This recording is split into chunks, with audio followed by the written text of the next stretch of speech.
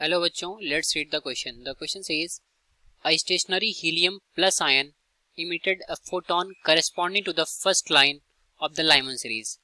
That photon liberated a photoelectron from a stationary hydrogen atom in the ground state.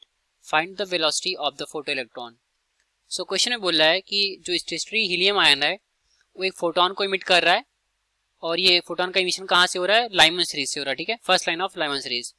बोला कि that photon liberated a photo electron. तो जो ये photon है वो एक फोटो इलेक्ट्रॉन को इमिट कर रहा है from the stationary hydrogen atom जो कि ग्राउंड स्टेट में है. तो हमें इसके लिए जो फोटो इलेक्ट्रॉन है उसकी वेलोसिटी को बताना है क्या होगा. तो सॉल्व करते हैं इस प्रॉब्लम को. नोट डाउन करेंगे पहले अपना की कॉन्सेप्ट. ठीक है, तो यहाँ पर लिखते हैं की कॉन्सेप्ट.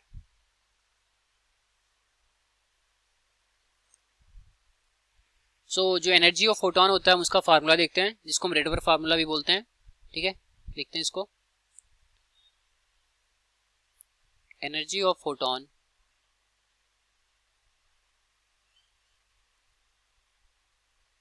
is given as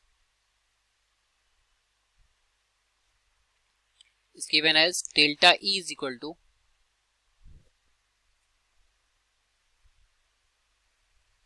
ये हम इलेक्ट्रॉन वोल्ट में लिख रहे हैं तो 13.6 Z square into 1 by N1 square minus 1 by N2 square.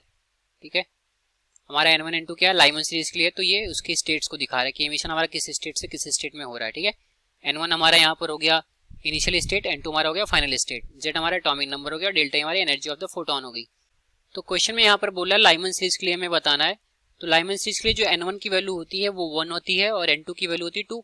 और यहाँ पर हीलियम आयन दे रखा है, मतलब एटॉमिक नंबर जो Z की वैल्यू है 2 होगी. तो लिखते हैं फॉर लाइमन सीरीज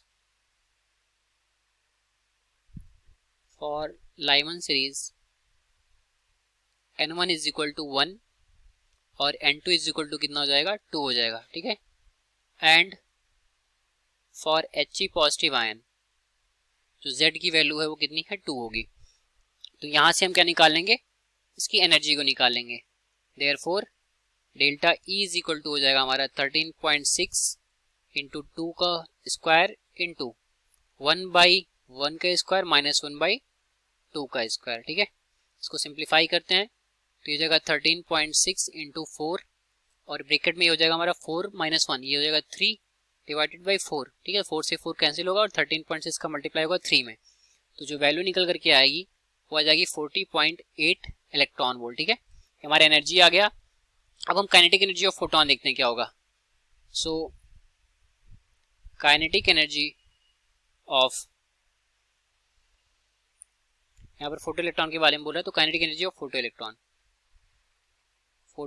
ठीक है, फोटो इलेक्ट्रॉन मतलब क्या कि जो इलेक्ट्रॉन हमारा फोटोन के थ्रू निकल रहा हो.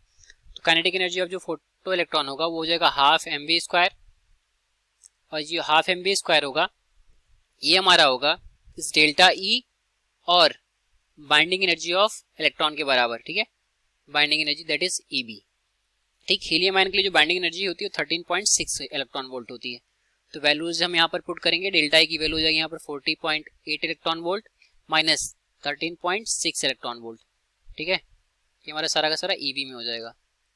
इसको भी हम यहाँ लिख देते हैं कि ये हमारा पहला की कॉन्सेप्ट हो गया और ये दूसरा लिख लेते हैं यहाँ पर कि Eb for He ion is equal to होता है 13.6 इलेक्ट्रॉन वोल्ट. ठीक है, इसको हम बोलते हैं बाइंडिंग एनर्जी.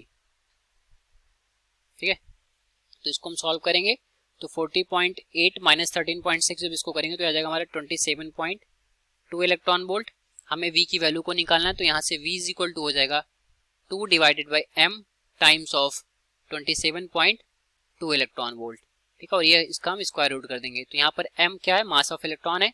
तो मास ऑफ इलेक्ट्रॉन की वैल्यू डालेंगे तो 2, और हमारा सारा का सारा EV में है तो हम इसको क्या कन्वर्ट कर लेते हैं, EV को चेंज करते हैं. ठीक है, तो 2 into 27.2 into 1.6 into 10 to the power minus 19, ये हमने जूल में कन्वर्ट कर लिया, divided by mass that is 9.1 into 10 to the power minus 31 kilogram, और हमने इसका स्क्वायर रूट ले लिया.